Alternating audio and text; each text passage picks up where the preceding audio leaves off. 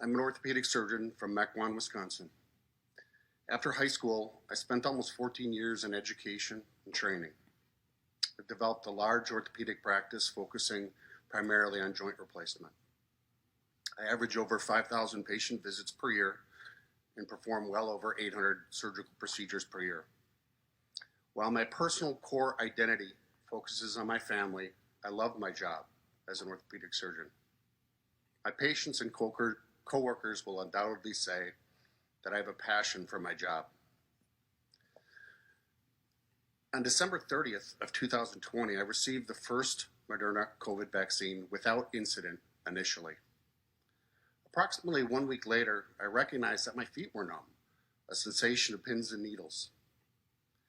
I also began having powerful electrical shock sensations down my entire spine, radiating to my feet. Within days, I obtained an MRI of my cervical spine. It revealed no acute changes to account for my numbness. Move forward 3 or 4 days, I was sitting in a clinic room at work talking with a patient. I attempted just simply to stand from a sitting position. I couldn't stand. I pushed myself up with my arms, then quickly fell backwards. Later that day, I had MRIs of my thoracic and lumbar spine. I soon saw a neurologist, actually 2 to 3 days later, who diagnosed me with transverse myelitis, a rare condition that involves a demyelinated lesion of my thoracic spinal cord. While my neurologist recommended I take 2 or 3 months off of work, I agreed to take 2 weeks.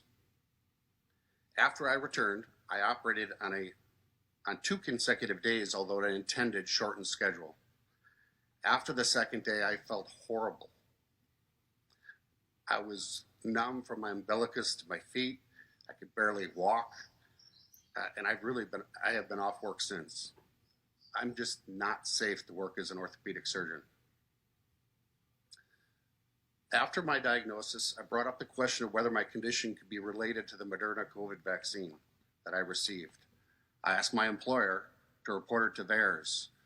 I was aware that the UK AstraZeneca COVID vaccine trial was delayed twice because of 3 cases of transverse myelitis.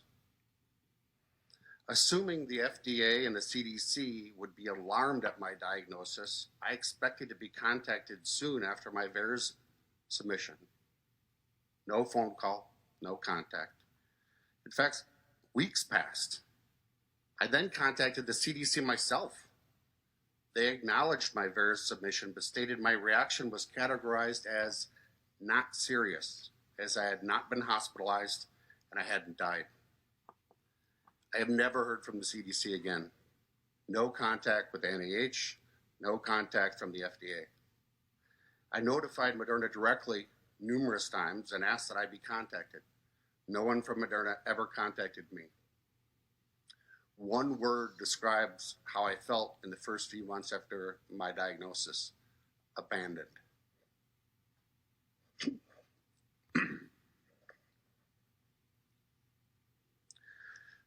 My life has dramatically changed after this adverse reaction. My career of 19 years, that I took almost 14 years to train for, is likely over.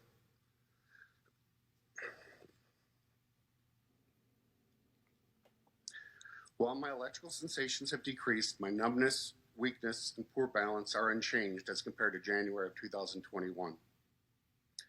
I compare myself now to a car. I begin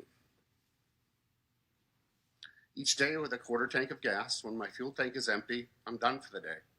If I overdo it, like today, I plan on spending the next day or 2 on the couch. Let me be clear, I am pro-vaccine. I got one Moderna COVID vaccine. Let me be clear, I had a real adverse event. I urge the CDC, the FDA, the NIH, and all other involved governmental agencies to listen to the injured. Their adverse events are real. I urge everyone to become open and transparent with COVID vaccine data. The VAERS system is grossly inadequate. I am bewildered how we as a country seem to be dependent on foreign data. I urge additional monies be allocated to studying the etiologies and treatment of these adverse events. I also urge Congress to enact legislation to allow for financial remedy under the Vaccine Injury Compensation Program for those injured by the COVID-19 vaccinations. Thank you.